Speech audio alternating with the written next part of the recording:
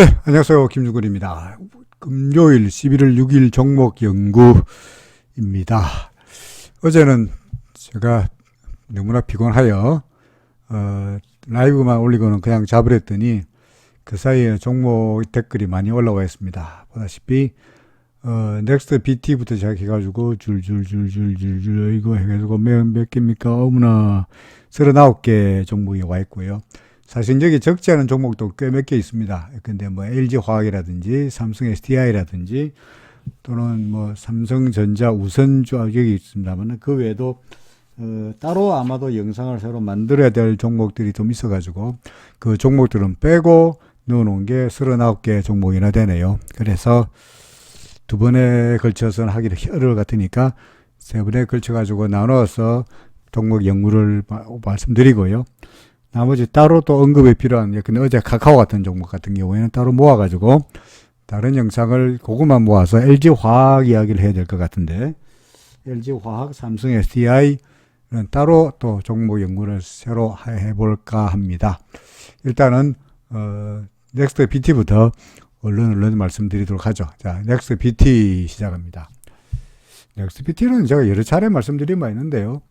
왜 자꾸가 아니고 답답하니까 아마도 분석을 계속 의뢰하시는 것 같기도 하고요. 물론 그분이 아니고 다른 분일 수도 있고, 제가 일일이 어떤 분이 정보에 댓글을 달았는지 일일이 그 이름을 적을 수도 없다 보니까 그렇습니다만, 넥스트 BT는 여러 차례 말씀드리기로 전에는 이쪽에서 매물이 많았고 이번에는 이렇게 길다란 짱대 음슬이 나타나면서 위쪽으로 매물이 많을 테니까 올라가기 어렵지 않겠냐라고 여러 차례 설명한 거로 기억이 되고요.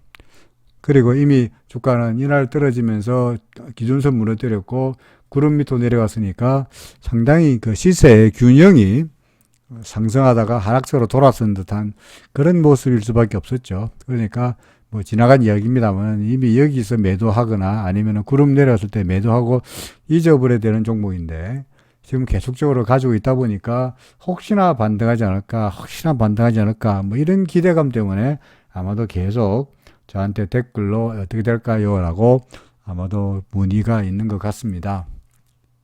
뭐 세상에 주식시장이라는 게 어떤 일이든 일어날 수 있다 보니까 내일이라도 갑자기 확 상한가로 올라가지고 이렇게 불기둥을 뭐 치지 않는다는 보장은 없죠. 그죠? 그러니까 뭐 그렇게 따지고 한다면 세상에 분석 못할 게 어디겠습니까? 조금만 기다리면 내일 급등할 겁니다. 아니면 말고. 내일 급등할 겁니다. 아, 이거 오파예요. 아니면 말고. 뭐 이렇게 이렇게 시작하면요. 뭐 분석이라는 게 무슨 의미가 있겠어요? 그러니까 우리는 세상에는 모든 일이 다 있을 수 있지만 항상 뭡니까? 확률을 불확실한 세상에서는 앞으로 어떻게 될지 모르는 세상에서는 결국은 우리는 뭘 가지고 따져봐야 될 것인가? 앞으로 이렇게 될 확률이 어떻게 되는가? 이게 중요하지 않겠어요? 그죠? 우리는 사실은 확률을 참 무시하는 경향이 많아요. 그러니까 사람들이 로또로 사는 거죠. 로또가 당첨될 확률은 뭡니까? 뭐 얼마더라? 뭐 100억 분위인가 10억 분위인가 뭐 확률은 매우 낮아요. 그럼에도 불구하고 사람들이 로또를 사요. 왜요? 혹시나 그 엄청난 확률이 나한테 당첨될 거라는 기대감을 가지고 말도 안 되는 확률에다가 베팅하는 거죠. 하지만 우리는 다 알죠. 로또 사는 것처럼 바보 같은 짓은 없다. 그죠? 마찬가지입니다. 확률이 낮은 데다가 베팅할 이유는 없죠. 여기다 동전을 던져가지고 앞면이 50% 나오고 앞면이 50, 뒷면이 50이라 그러면 당연히 그거는 50도 50이니까 베팅해 볼 가능성이 있죠. 그죠? 근데 주사위를 던져가지고 맞으면은 근데 뭐 3배 준다. 맞으면은 3배 준다. 라는 거래는 하면은 바보죠. 왜요? 주사위에 던져가지고 맞을 확률이 6분의 1인데 맞으면 3배 준다는 이야기는 맞아봤자 건돈의 3배니까 뭐 기대값은 얼마입니까? 자기 건돈의 50%밖에 안 되는 거죠. 그죠? 그러니까 이 거래를 계속하면 계속할수록 돈을 잃을 수밖에 없는 겁니다. 그러니까 우리 확률이 중요한 거예요. 우리가 학교에서 대학교는 아니고 고등학교에서 확률을 왜 배우느냐? 세상이 불확실하다 보니까 불확실한 세상에서 확률을 가지고 만사를 판단하는 것이 가장 합리적이다라는 말입니다. 쓸데없는 이야기를 왜 길게 하느냐. 현재 이놈의 넥스트 BT는 구름 밑으로 들어가 있는데 확률적으로 봐서 이렇게 날아갈 확률이 높냐 낮냐 그 이야기를 하고 있는 거죠. 여러분들 보기 어떻습니까? 네? 물론 이 종목을 갖고 계신 분이야 내일 급등할 거야 라는 기대감을 가지고 있겠습니다만 그게 아니고 이제 넥스트비티 안 가지고 있는 저 같은 사람의 입장에서 눈에서 본다면 이거 급등할 확률보다는 구름 밑으로 들어갔으니까 과거에 수많은 종목들이 다 어떻게 했느냐 이렇게 넥스트비티에서 바로 보여주고 있잖아요. 구름 밑으로 내려간 다음에 구름을 튼튼한가 안 튼튼한가 테스트 해보다가 이렇게 밀리죠. 물론 장기간으로 가져가면 혹시 이렇게 될지 모르잖아요. 그렇죠. 그러니까 약간 이렇게 됐다가 또 이렇게 됐다가 이렇게 될지도 모르잖아요. 물론이죠. 근데 또는 이렇게 되다가 이렇게 될 수도 있고요. 또는 아까 이야기했듯이 바로 급등할 수도 있고요. 여러 가지 시나리오가 있긴 합니다만은 하여간 확률로 봐서는 얘가 구름 밑으로 내려갔으니까 급등할 확률보다는 옆으로 횡보하거나 아니면은 주저앉을 가능성이 우리가 보았던 수많은 종목들에서 구름 밑으로 들어가는 근데 넷마블 보세요. 구름 밑으로 들어간 다음에 어땠습니까? 계속 밑으로 흘러내려갔잖아요. 그죠? 그죠? 근데 이런 종목들 근데 또 뭐가 들을까요? SK 이거 다음 부서할 겁니다. SK 이 종목 더하네요. 구름 밑으로 들어간 다음에 근데 어떤 분이 저한테 SK 이때쯤 돼가지고 SK 가지고 있는데요. 어떻게 할까요? 그럼 좀 뭐라고 했습니까? 넥스트비티 지금 구름 밑으로 들어갔는데 어떻게 할까요? 라는 것과 SK 지금 여기서 어떤 분이 이 시점에서 SK 가지고 있는데요. 어떻게 할까요? 라고 묻는 것과 똑같은 상황이 아닌가요? 그죠? 똑같죠? 구름 밑으로 막 들어갔죠. 기준선 무너뜨렸고 구름 밑으로 들어갔습니다. 넥스트비티 지우고 볼까요? 자, 기준선 무너뜨리고 구름 밑으로 들어갔습니다. 그러면 물론 넥스트비티하고 SK하고 똑같이 간다는 법은 없죠. 근데 우리 SK에서 본다면 얘가 어떻게 됐느냐? 구름 밑으로 들어간 다음에는 반등하겠지. 제발 올라야 될 텐데 이놈의 주식이 왜 오르지 않는가 하는 사이에 이미 이렇게 되어 있습니다. 그죠? 그러니까 언제였죠? 그때가 구름 밑으로 들어갈 때가 여기였죠. 근데 지금은요 여기 있습니다. 다른 주식들은 다 날아가는데 내 주식은 왜 이래? 땅굴을 파고 있냐? 이유가 뭡니까? 구름 밑으로 들어갔잖아. 그러니까 확률적으로 봐서 물론 이 언제라도 급등할 수 있는 확률을 가지고 계셨겠습니다만은 그럼에도 불구하고 얘는 우리의 기대감을 우리의 희망을 산산히 무너뜨리면서 계속 땅굴을 팠죠. 그죠? 넥스트비티 어떻게 보십니까? 다른 이야기 하겠습니다. 넷마블 보겠습니다. 계속 넥스트비티는 제가 여러 차례 말씀드렸기 때문에 또 같은 이야기를 반복을 하지 않는 편이 차라리 낫지 않겠나 싶습니다. 자, 넷마블을 질문하신 분은 구름 아래긴 한데 RSI가 30 밑에서 매수 신호가 나타났으니까 매수하는 것이 유효할까요? Yes. 물론이죠. RSI가 밑에서 돌아섰으니까 살까요? 오케이, 사세요. 그게 당연한 이야기입니다. 더구나 제가 넷마블 과매도 상태니까 과매도 상태라고 말씀드린 것도 있고요. 드디어 이제 주가가 반등하면서 RSI가 돌아섰으니까 살까요? 오케이, 사세요. 이거는 우리는 일목균형표 안 보는 거죠. 그죠? 아이고, 일목균형표 지우고 일목균형표가 뭐라고 하든 간에 상관없이 우리는 일목균형표 구름 밑에 아니고 우리는 뭘 보느냐? RSI가 바닥 밑으로 이것도 지우자. 과매도 지우고 자, RSI가 30 밑에서 31이 올라갔으니까 사세요. 오케이, 삽니다. 그럼 언제 팝니까? 당연히 RSI가 32에서 매도 신호 나타낼 때 파는 거죠. 이럴 때 RSI가 매도 신호 나타내는 경우는 두 가지가 있습니다. 하나가 뭐냐니까? 근데 이게 과거에 이런 사례가 있는지 모르겠는데 그런 사례 여기 있군요. 자, 근데 또 얘가 RSI가 30 밑에서 위로 올라갔죠. 그죠? 그러니까 여기서 매수합니다. 그죠? 여기서 매수합니다. 똑같죠? 자, 올라가기 기대하고 샀죠. 그렇겠죠? 그러다가 얘가 기대하고는 달리 줄줄 밀립니다. 그럼 RSI가 30m 떠내려가 버리죠. 그죠? 이때가 매도입니다. 그럼 언제 사느냐? 얘가 30m에서 32m 올라갈 때가 그때가 다시 매수입니다. 그리고 다시 여기가 또 매도를 또 반복해야 되겠네요. 그러니까 RSI가 가장 큰 약점이 뭐냐니까. 예컨대 30m에서 살아나는 건 좋은데 얘가 예컨대 돌아봅시다. 예컨대 이런 것처럼 30 위에서 30m 내려가면서 여기서 팔아라. 얘는 이때처럼 70위에서 30이 아니고 70위에서 30m에서 예컨대 RSI가 여기서 사락을 했다가 예컨대 그 다음에 여기까지 갔다가 밑으로 내려오면서 팔아라 해서 얼마나 좋겠습니까만은. 그래서 여기서 사고 그 다음에 여기서 파는 이런 이상적인 시나리오가 되면 얼마나 좋긴 하겠습니까만은 이런 경우도 있습니다만은 종종은 RSI가 예컨대 지금처럼 30m에서 위로 올라가면서 사락을 했다가 얘가 자 일목을 아무래도 그려야 되겠네요. 왜 일목을 그려야 되느냐니까 이쪽에 이만큼 여백이 필요해서 그렇습니다. 자 여기서 살아서 샀는데 얘가 주가가 이렇게 올라가면 얼마나 좋겠습니까만 혹시나 얘가 올라가지 못하고 이렇게 주저앉아 버리면 RSI는 배반하면서 30m도 내려가 버려요.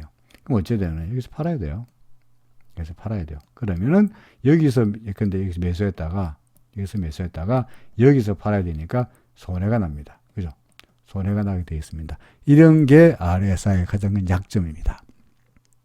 사는데 반대하지 않습니다. 대신에 RSI가 30m 내려가면서 다시 매도해라 했을 때 손해볼 가능성도 염두에 두시라는 이야기입니다. 그래서 일목균형표 그룹 밑에 있는 종목은 잘못해서 매수하면은 무슨 바닥에서 매수하는 짜릿한 것도 누릴 수가 있지만 잘못하면은 도로 물릴 가능성도 있다는 가능성을 염두에 두시라는 말이죠. 그죠? 그러니까 사는 걸 반대하지 않습니다. 그러면 어찌해야 되느냐? 그럼 일목으로 그렸는데 어떻게 그러냐? 한참 보고 있다가 이 기준선을 넘기면은 다진 매수. 그러다 구름 위로 올라가면은 조금 더 매수. 이게 본격 매수가 일목균형표로 하는 거래 방법이죠. 그럴 경우에는 뭡니까? 그래도 바닥이 아니고 이 위에서 매수한 대신에 좀 안전하죠. 근데 여기서 구름 위로 여기서 보세요. 여기서 기준선 위로 와서 여기서 다진 매수. 밑에서 보면은 어디서 볼까요? 여기는 여기 기준선 위에서 일부 매수하고 구름 위로 와서 여기서 매수하는 이런 식의 전략이죠. 그러니까 그죠? 그러다 기준선 무너뜨렸으니까 여기서 매수했다가 여기서 매도하는 전략. 구름 위에 있을 때니까 그때는 설령 조금 비싸게 사더라도 전혀 문제가 없죠. 그런 식의 거래가 좋지 않겠나 싶습니다. 그러니까 구름 밑에 있으니까 아무래도 하락세이다 보니까 바닥에서 짜릿하게 매수할 수 있는 장점이 있는 반면에 잘못하면은 손해보고 팔아야 되는 불상사도 고려하시라는 말입니다. 자, 넷마블은 퀘스천마크. 아까 넥스비트는 제가 그래서 어쩌라는 이야기였죠? 그죠? 그 다음에 SK 아까 이야기하다가 말았네. 자, SK입니다. RSI가 30을 돌파했는데 살까요? 똑같은 이야기죠, 그죠? RSI가 30을 돌파했으니까 저점인가요? 오케이, 사세요. 문제 없습니다. 대신에 언제 팔으라고요? RSI가 혹시나 얘가 30m로 돌아 내려가면 팔아라 이야기죠. 아니면 정말 좋으면 이게 올라가서 RSI도 올라가서 이렇게 되는 경우에 이렇게 되면은 여기서 팔면 되는 거니까 이게 무서워서 이게 30m 내려가서 이게 무서워서 못 사면 그건 팔 수 없죠. 그죠? 대신에 얘는 RSI 일목균형표 구름 밑에 있으니까 이거 보세요. 여기가 좋은 사례네. 자, 여기서 샀죠, 그죠? 그죠? 여기서 자, 여기서 RSI가 30m 위로 올라갔으니까 샀죠, 그죠? 맞습니까?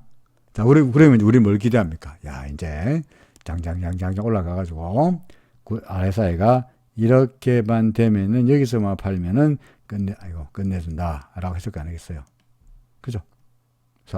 우리 지금 여기라고 여기 그죠? 여기나 이 뒤에나 똑같죠? 그렇지 않습니까? 자, 샀어요. 근데 얘가 이렇게 됐으면 좋겠는데 안타깝지만 주가는 밀리면서 조금 올라가는 이때까지 좋았는데 그러더니 얘가 안 올라가더니 아이고 아래서 얘가 30m 내려가 그랬죠. 보이십니까? 어찌해야 됩니까? 팔아야 됩니다. 우리 언제 샀죠? 여기서 샀죠. 그죠? 여기서 샀죠. 그러다가 언제 판다고요? 여기서 팝니다. 그러면 여기서 사고 여기서 파니까 RSI는 보고 그대로 했는데 불구하고 손해죠. 그죠? 내 손해 난 거는 절대 못 참지. 버텨. 홀딩. 버텨봤자 괜찮네. 그래도 괜찮네. 근데 이게 참 위험해요. 이게 왜 그러냐. 그러니까 여기서 여기서 매도 신호가 나타났는데 지금 다시 그 다음에 매수 신호가 나타났으니까 다행이지. 안 그런 경우도 종종 있으니까 잘못하면은 이게 크게 물릴 수 있다는 이야기죠. 뭐 어떻게 될까요? 그래서 파동 같은 경우에는 나름대로 주관적인 경험과 판단이 소위 좋은 말로 하면 경험이고 판단이고 나쁜 말로 하면 뭡니까? 통밥이 필요하죠. 이거 파동은 이거 어떻게 할 거야? 하는 나름대로의 통밥이 필요합니다. 그죠? 통밥. 속된 말로. 그런데 RSI는 그런 게 필요 없어요. 사람은 사고 팔려면 팔고 다시 사람은 사고 팔고 사고 팔고 하면서 어디선가 수익을 낼 수 있고 더더구나 일목균형표로 한다면 그룹 밑이니까 이런 종목은 적극적으로 매수하기보다는 뭐 약간씩 매수하다가 그룹 위로 올라가면 그때부터는 적극적으로 거래하는 그런 식의 거래도 우리에게 가능하다는 이야기죠. 사시겠다 그런 말이지 않습니다. RSI가 30m니까 말이지 않습니다. 아마도 갖고 계신 분 같아요. 그죠? 그래도 갖고 계시면서 RSI가 30을 돌파했으니까 저점이 아닐까요? 이제 그동안에 이때까지 버텼는데 이제는 올라가겠지라는 일말의 기대감으로 말씀하신 것 같은데 그래서 RSI가 30 이상이니까 반등이니까 하긴 하겠습니다만은 또 차박일 수도 있고 아직까지는 기준선을 완벽하게 못 넘었으니까 더구나 구름이 아니니까 완벽하게 상승세라고 말하기는 아직은 시기상조가 아닌가 싶습니다. 시즌 진단 키트주가 몽땅 하르겠다고 했는데 어떤 분은 오늘 댓글에 쓰였습니다만 저는 기업을 잘 안 보죠. 그죠? 진단 키트주가 뭔지 자율주행차가 뭔지 뭡니까 바이오가 뭔지 별로 그런 데 관심 없습니다. 오로지 그림이 모든 것이 다 나타났다라고 보는 거죠. 그죠? 기업을 보시는 분은 기업 보시라고.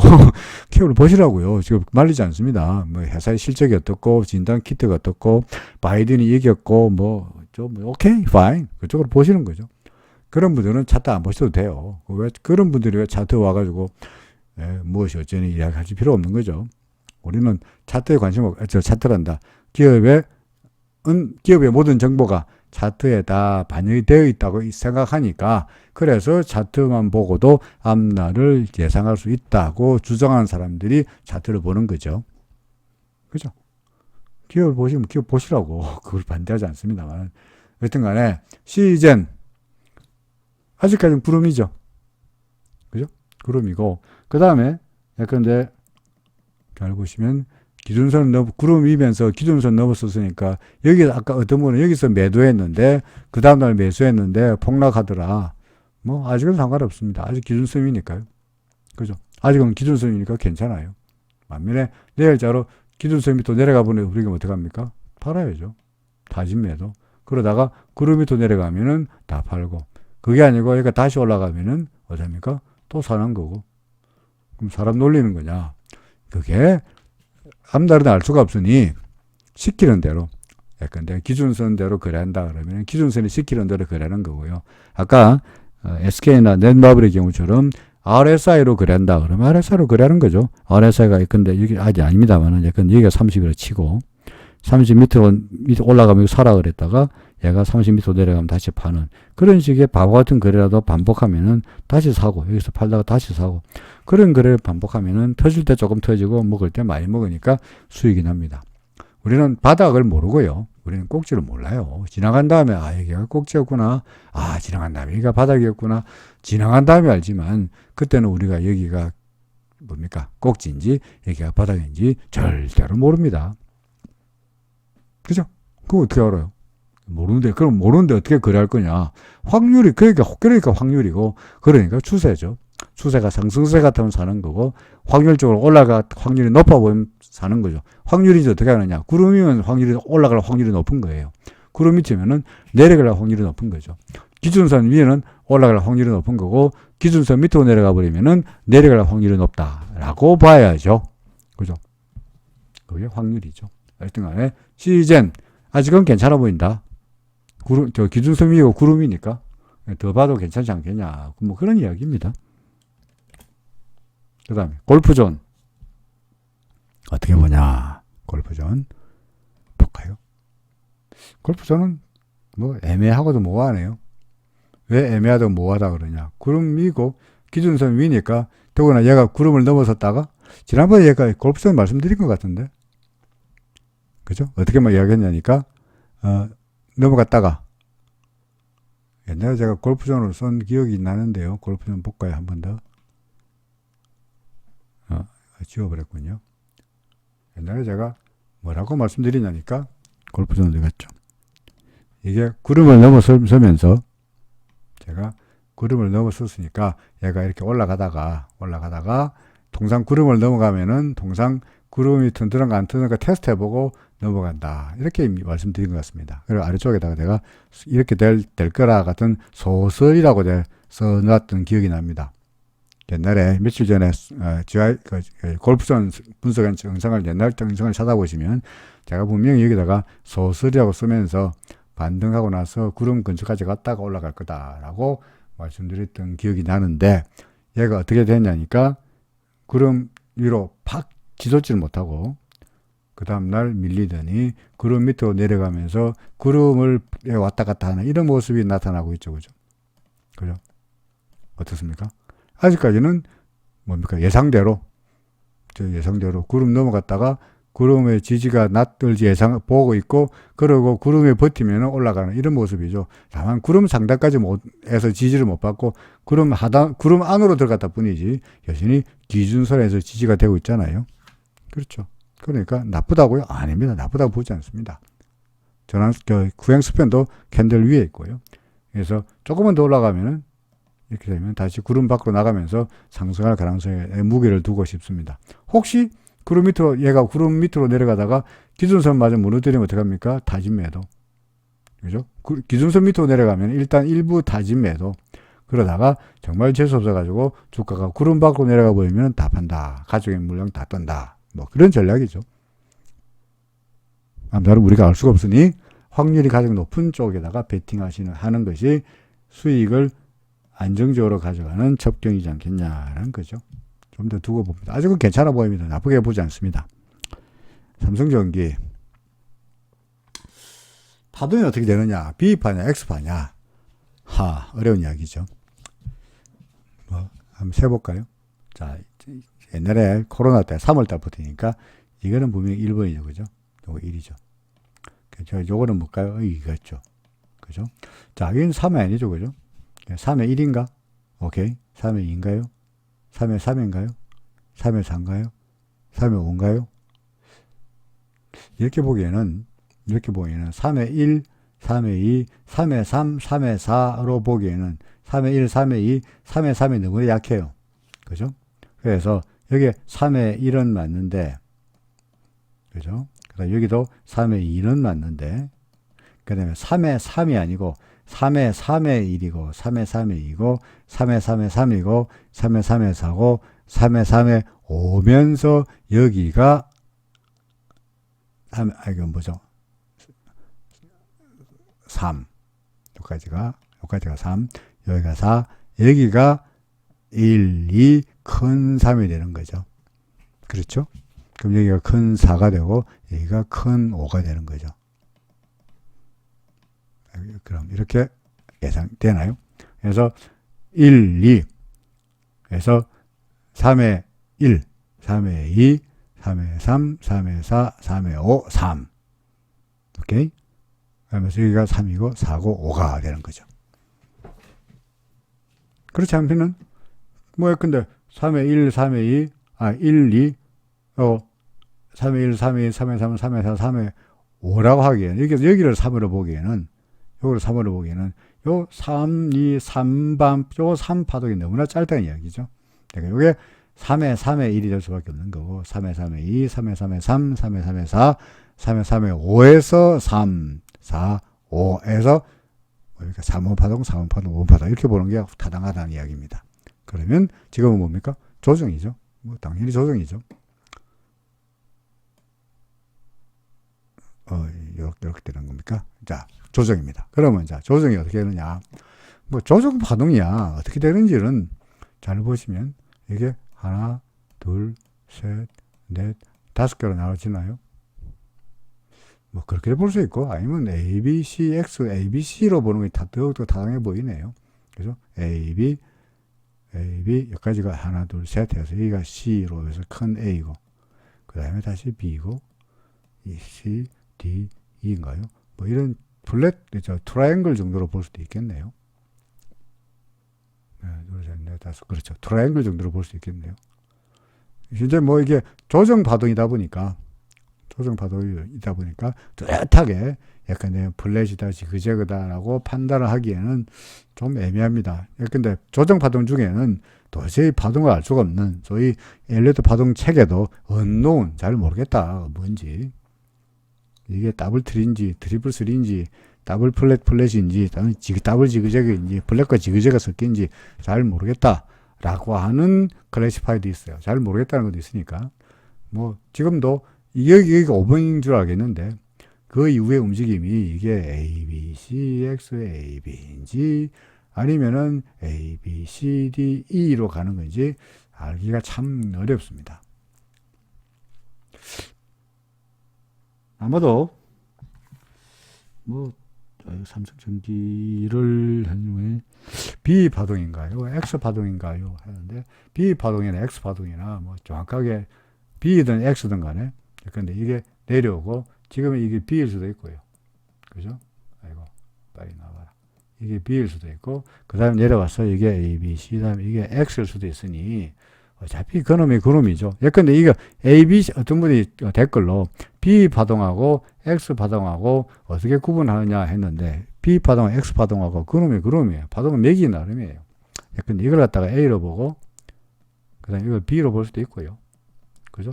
또는 이걸 갖다가 A, B, C로 보고 그 다음에 이걸 갖다가 X로 볼 수 있는 거고 그러니까 파동을 매기기 나름이니까 그거는 B나 X나 어차피 같은 거예요. 같고 어쨌든 이게 B든 X든 간에 이게 하면 그 다음에는 분명히 이게 X랄지라도 다시 볼까요? 이게 예컨대 이게 A, B, C가 나타나고 이게 지금의 X로 할 수도 있고요. 또는 이렇게 나타나서 이 A로 볼 수 있고 이걸 B라고 할 수도 있고요. 뭐 그거는 상관이 없고요. 왜냐하면 B로 매기든 X로 매기든 간에 어차피 조정의 하나의 와중에 있는 거고 새로운 상승파라고 볼 수 없는 거니까 그러니까 이걸 X파로 보든 이걸 B파로 보든 우리는 이걸 X파로 보나 B로 보나 어차피 X로 보더라도 W, X, Y가 있는 거고 그죠? B로 보더라도 C가 있는 거고 미래 보나 저래 보나 어차피 하락 파동은 분명히 있다고 보는 게 X로 보나 B로 보는 것이고 혹시 그게 아니고 좀 더 긍정적으로 본다면 아까 제가 그랬듯이 근데 하나, 둘, 셋, 넷, 다섯 해가지고 A, B, C, D, E의 플랫 조정으로도 볼 수가 있죠. 플랫이래. 트라이앵글로 볼 수도 있죠. 그죠? 그럼 트라이앵글로 본다면 이게 상승이 할 수도 있다는 이야기인데 결국은 우리나라 코스피 지수와 삼성전기와 똑같은 이야기가 됩니다. 14만 8천원 넘기면은 이게 트라이앵글이었구나가 되는 거고요. 그게 아니고 근데 이래 밀려버리면은 뭐 X가 되든 B가 되든 간에 여전히 아직까지 한 번 더 조정이 남아있는 거고요. 가능성은 어느 쪽에 있습니까? 가능성은 트라이앵글 쪽에 가능성이 좀 더 무게를 두고 싶죠. 왜? 일목기둥표 구름이 있고요. 기준선 위에 있으니까. 그죠? 그러니까 트라이앵글 쪽에 좀 더 무게를 두고 싶다. 그런 이야기입니다. 그래서 지금 당장 팔까요? 아니요. 뭐 팔 필요는 없죠. 그렇죠. 왜요? 뭐 구름이 있고 기준선이 있고 그러는데 또는 이게 트라이앵글 가능성도 있는데 굳이 서둘러서 매도할 필요는 없지 않겠냐라는 이야기입니다. 그렇죠. 그러니까 계속 보유. 해도 괜찮지 않겠나 싶습니다. 혹시나 삼성전기 살까요? 그것도 반대하지 않습니다. 동그라미까지 칠까요? 삼성전기 살까요? 반대하지 않습니다. 왜요? 기준선 위고 구름이니까. 그러니까 타진 매수하는 거 반대하지 않습니다. 대신에 언제 팝니까? 기준선 밑으로 내려가면 바로 팝니다. 구름 밑으로 내려가면 다 팝니다. 그렇죠. 뭐 그런 정도의 전략이라면 문제없지 않겠나 싶습니다. 자, 그 다음에 긍정적으로 본다는 이야기입니다. 자, 또 뭐요? 이게 바이넥스. 아까 넥스트 BT나 바이넥스나 차이가 뭐죠? 넥스트 BT 구름이 더 내려와가지고 구름이 더 내려와서 구름 근처에 왔다 갔다 하고 있다. 바이넥스 구름이 더 내려와서 구름 근처에 왔다 갔다 하고 있다. 뭐 똑같잖아요, 그죠? 근데 바이넥스를 질문하신 분은 구름 안으로 들어갔는데 슈팅 한번 안 할까요? 아이고 라고 하셨는데 뭐 저는 슈팅 축구 선수가 아니기 때문에 그죠? 축구 선수가 아니기 때문에 농구 선수는 슈팅을 더 자주 하는군요. 그죠? 축구 선수는 어쩌다가 한번 이동국이도 그 은퇴 게임에서 연락에 슈팅 서너 번 했습니다. 못 넣었는데 그래도 농구 선수는 슈팅을 그래도 뭐 한 게임은 수십 차례 하죠, 그죠? 근데 모르겠습니다. 슈팅할지 안 할지는 그건 알 수가 없죠. 슈팅을 할까 안 할까는 파동이나 무슨 기술적 분석 어느 그 분석법에도 슈팅을 할 수 있을지 안 할지를 알아볼 수 있는 방법은 없습니다. 다만 아까 말씀드렸듯이 바이넥스나 아까 넥스트 BT나 바이넥스나 그림은 똑같으니 구름 밑으로 들어가고 구름의 저항을 받고 있는데 좀처럼 올라서기가 어렵지 않겠냐 하는 건데 둘 다 기준선에서 계속 닿아 있는 상태이죠. 그래서 뭐 답답한 나날이 이어지지 않겠나 싶습니다. 그럼 이 종목은 언제 햇빛을 볼까요? 그렇죠. 뭐 기준선 넘어가고 구름을 넘어서야만이 뭔가 이제 추세가 이제 조정 끝났고요. 이제 새로운 상승입니다라고 할 수 있겠죠. 그죠?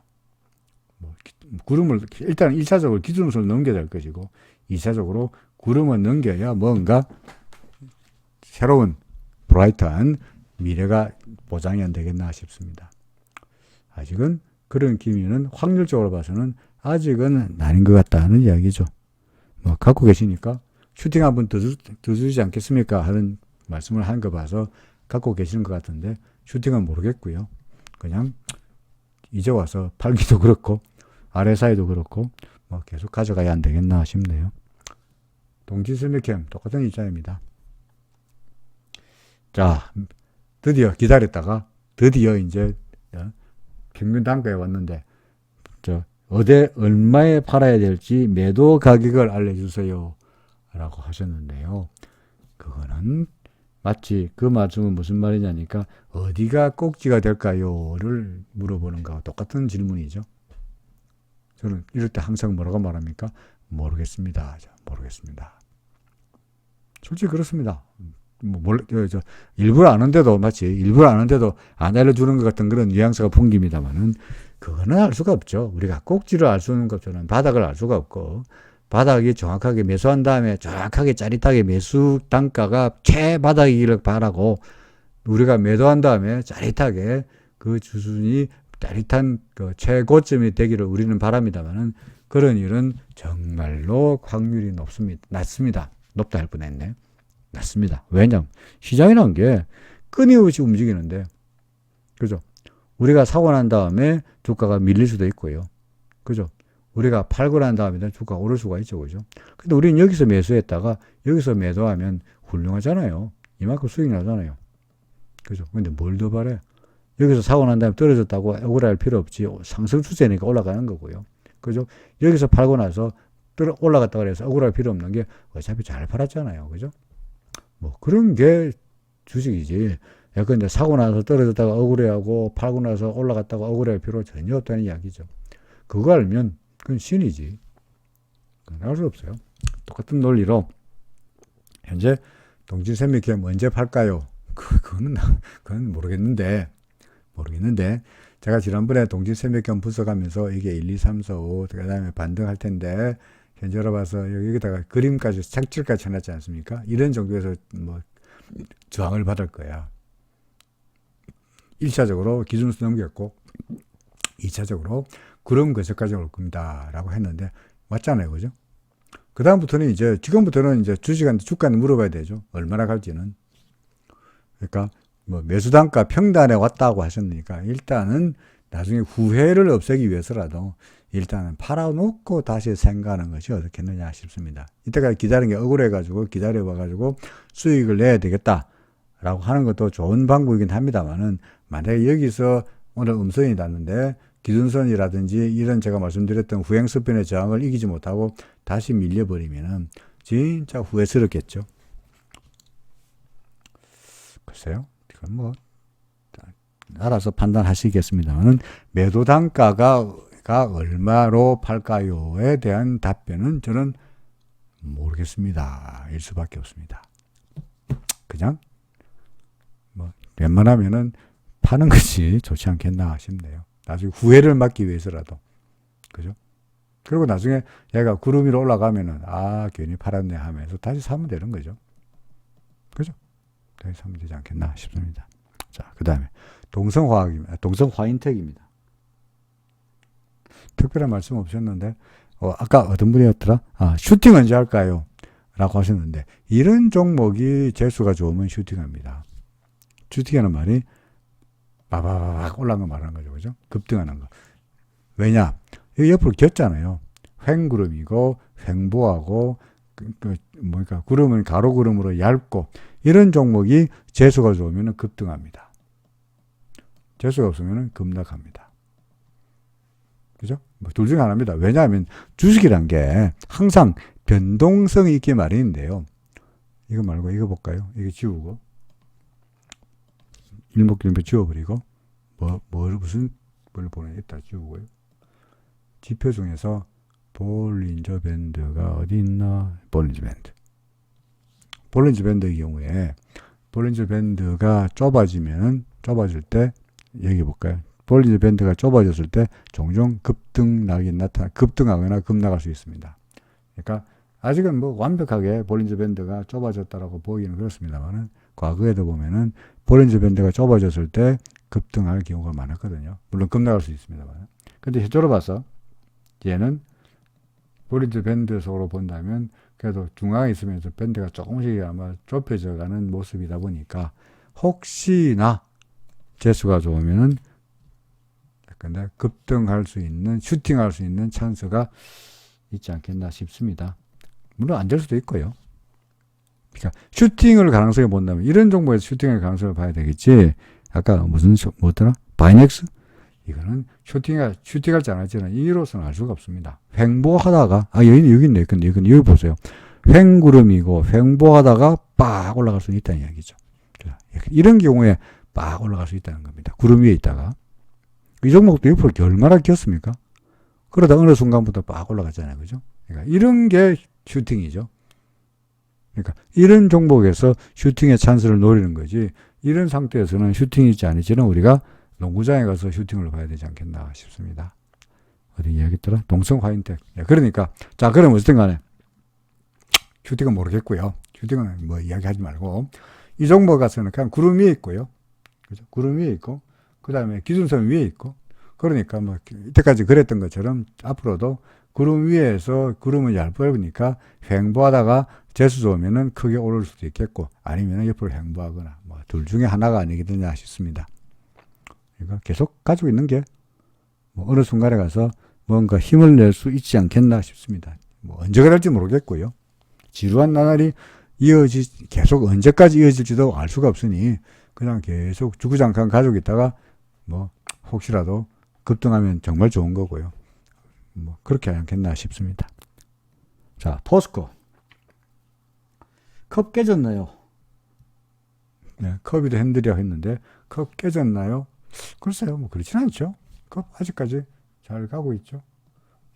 컵 한번 그려볼까요? 컵. 그 전에 상승세가 나타나고, 이렇게 컵이고, 그 다음에 여기 핸들이고, 그죠? 핸들. 그러니까, 통상 넘어갈 때, 요 저점은 넘어갈 때, 이 돌파할 때, 이때가 브레이크아웃 할 때가, 이때가 매수 타임이죠. 매도가 아니고, 거래량도 늘었네요. 그러니까 매수 타임이죠. 그러니까 커비드 핸들로 본다면, 이것이 커비드 핸들의 패턴을 본다면 아직까지 커비드 핸들은 계속적으로 유효한 걸로 보여집니다.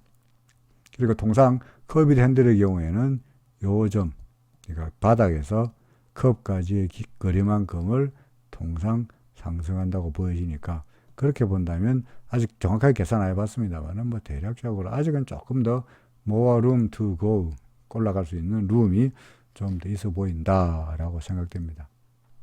그죠? 솔직히 말씀드리면 저 같은 경우에는 이 종목은 어떻게 언제 말씀드리냐니까 커비드 핸들로 고려하지 않고 RSI만 보고 예전에 RSI가 높으니까 여기서 매도 신호가 나타났으니까 이쯤에서 한번 팔아줘야 되지 않느냐라고 말씀드렸던 종목입니다. 얼마 전에. 그리고 실제로 밀렸고요. 그래서 RSI를 보고 매도 신호가 그럴싸하게 맞아 들어갔는데, 이후에 주가가 다시 올라가면서 RSI가 다시 매수 신호로 나타내랑 말락했거든요.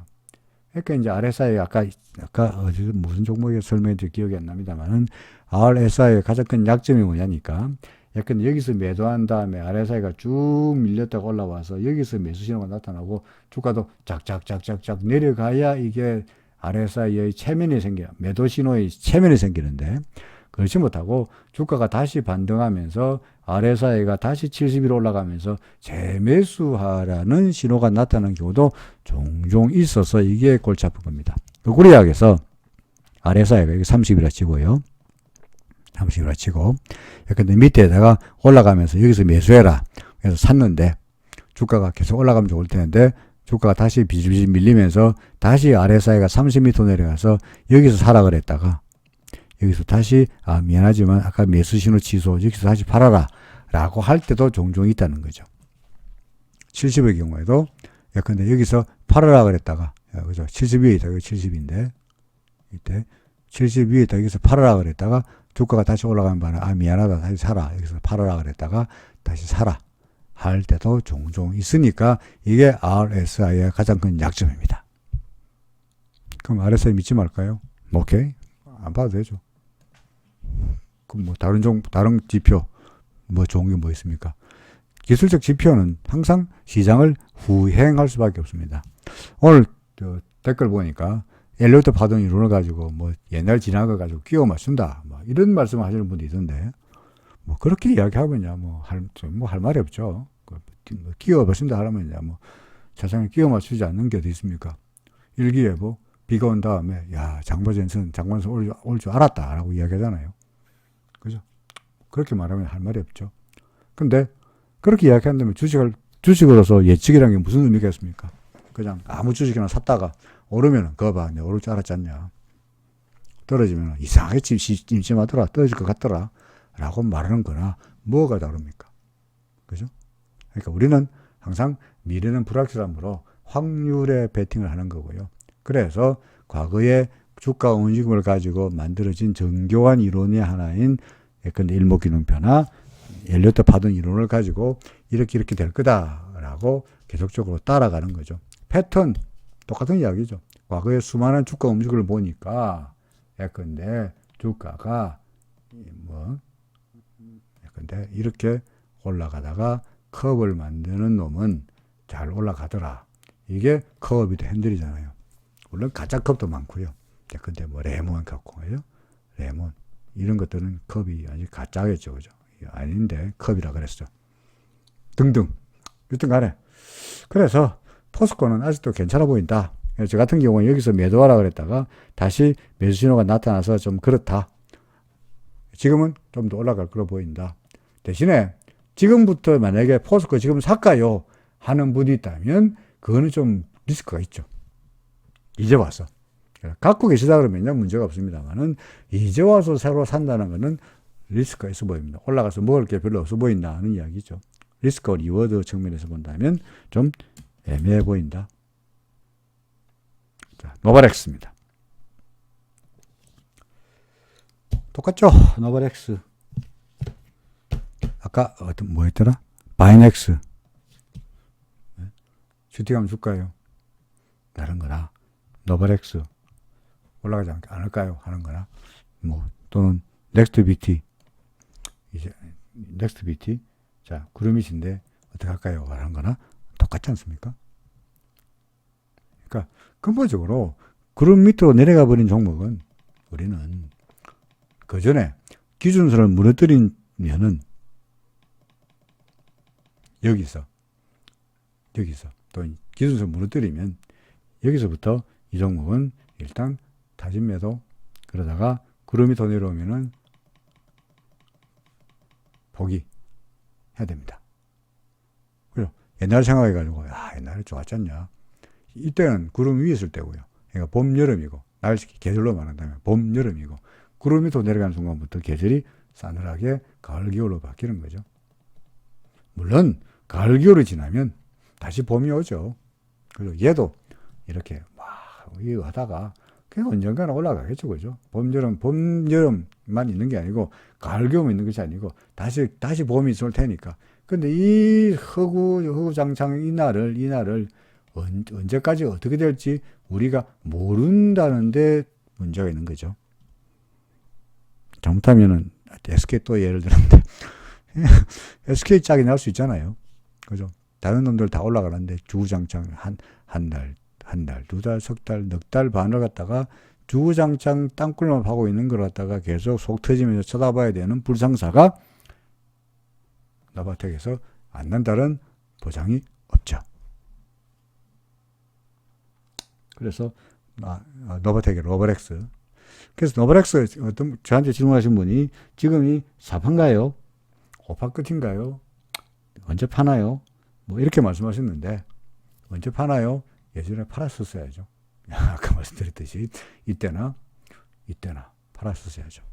그리고 지금이 사판가요? 라고 말씀하시는 뜻의 의도는 지금 사파니까 곧 오파했을 겁니다. 그러니까 지정고점 넘어갈 겁니다. 라고 하는 대답을 듣고 싶은 거죠. 근데 파동은 잘 모르겠어요. 파동은 솔직히 왜냐하면 모르겠어요. 어떤 유튜버들은 모든 종목을 다 파동을 매겨가지고 말이야. 이거는 주봉으로 매겨가지고, 주봉으로 탁 매겨서, 뭐 이게 1, 2, 3, 4야. 뭐, 이렇게 말하던데. 저는 그거는 권하지 않아요. 1, 2, 3, 4야. 1, 2, 3이야. 지금 4야. 5 있을 거야. 그는 저는 권하지 않는 게, 왜냐하면, 이렇게 1이고 2고 3이고 4를 사게 되려면 각각의 1과 2와 3과 4가 치열하게 5개의 파동과 3개의 파동과 5개의 파동과 3개의 파동이 나눠져야 되고요. 그 다음에 1번 파동, 3번 파동이라고 하면 이것과 파동 원리에 다 접착해야 되는데 과연 이것을 파동을 나눠봤을 때 이게 5개로 나눠지고 이게 5개 나눠지며 각각의 세부 파동들이 예컨대 파동의 법칙에서 어긋나지 않도록 파동 카운팅을 할 수 있느냐. 두 번째는 설령 그렇게 한다 하여서 노바렉스가 파동 법칙을 적용할 만한 종목이냐. 그죠? 그래서 저는 그래서 종목이 개별 종목일수록 중소형주일수록 파동을 매기는 데서 매우 소극적입니다. 몰라서 그런 게 아니라 안 될 수도 있는데 괜히 파동을 갖다가 적용시켜 가지고 엉뚱한 뭐라 그럴까 기대감을 주는 것이 아닌가 싶어서 괜히 그런 파동을 웬만하면 잘 안 할 이야기를 안 하려고 합니다. 그래서 단순하게 얘는 구름 밑에 있으니까요. 혹시 오버파도 있을지 모르겠는데 그건 모르겠고 그냥 구름 밑에 있는 종목이니까 구름 밑으로 내려서 팔아야 안 되겠습니까? 그럼 아직 안 팔았는데 언제 파나요? 뭐 안 팔았으니 이제 와서는 이제 너무 늦었으니까 이제 와서는 혹시라도 반등할지 모른다는 이제 기대감으로 찾아보는 거죠. RSI가 바닥이네. 돌아서겠네. 오케이. 그 다음에 잘하면은 기준선 넘어서겠네. 오케이. 그럼 기준선 넘어서면은 오히려 타진 매수니까 오히려 파는 게 아니라 뭐 타진 매수. 뭐 설마 여기서 내가 추가로 매수하라는 이야기는 아닙니다. 구름이 아니고 기준선 넘기면은 좀 더 가져가야 되겠죠. 그 다음에 구름 넘기면은 야호 이제 올라가는구나. 가 되는 거고요. 그럼 언제 파나? 거꾸로 올라갈 때가 파는 것이 아니라 내가 이렇게 생각했던 것이 틀렸을 때를 봐야 되겠죠. 그죠? 그럼 언제가 객관적으로 보느냐? 뭐 객관적으로 볼 수 있는 근거는 하나밖에 없습니다. 지금으로 봤어야. 어차피 기준선을 못 넘기고 이렇게 된다면, 그죠? 예를 들어서 기준선을 못 넘겼으니까 못 넘겼으니까 기준선 넘기면 타지 매수하세요인데 기준선 못 넘겼으니까 여기서 타지 매도하라 이런 법은 없잖아요. 어차피 여기서 팔았었어야 하는데 매도하려면 진작에 여기와 여기서 팔았었어야 되는데 지금은 근데 이렇게 안 가고 밀린다 그러면 언제 파느냐? 우리로서는 믿을 게 하나밖에 없잖아요. RSI밖에 없잖아요. RSI가 바닥권이니까 사라. 내지는 올라갈 거야 했는데 오히려 주가가 밀리면서 RSI가 30m 내려가 버리면 어쩝니까? 그때는 파는 거죠. 그럼 지금보다 훨씬 더 낮은 가격에서 팔아야 될지 모릅니다. 아니면 뭐 RSI가 30m 내려갔는데 우리가 안 팔아. 그러면 계속 가져가는 거죠. 어떻게 할지 모릅니다만. 그래서 지금으로서는 여기서 팔기는 늦었으니까 이미 늦었으니 여기서 안 팔아는 거 이제 와서 언제 팔까요? 반등하면 팔까요가 아니고 지금은 반등하면 더 가져가는 거죠. 기준선 넘어가면 더 가져가고 구름 위로 올라가면 야호 하는 거고 그럼 계속 고오고 진짜 오버파될지 모르겠고 그때는 계속 가는 거고 그게 아니면 지금보다 더 낮은 가격에서라도 팔아야 되지 않겠냐. 언제? RSI가 30m 내려가면 팔아라. 그겁니다. 안 내려가면요? 계속 보이고요. 그죠?